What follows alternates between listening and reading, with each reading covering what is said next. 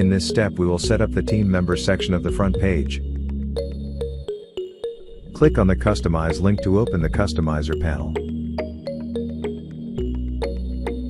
Click on the Front Page Section tab. Click on the Team Setting tab to open Team Member Settings.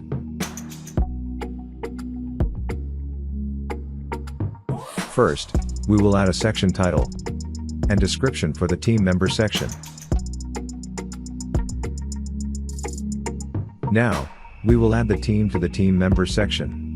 Click on the Add New Team button to add a new team member. Now, click on the newly added team tab to open its settings.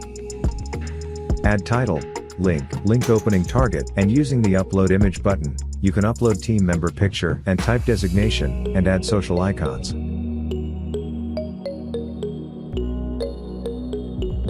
After setting up the team member section, click on the Publish button to save changes, close the customizer, and take the final preview of the team member section.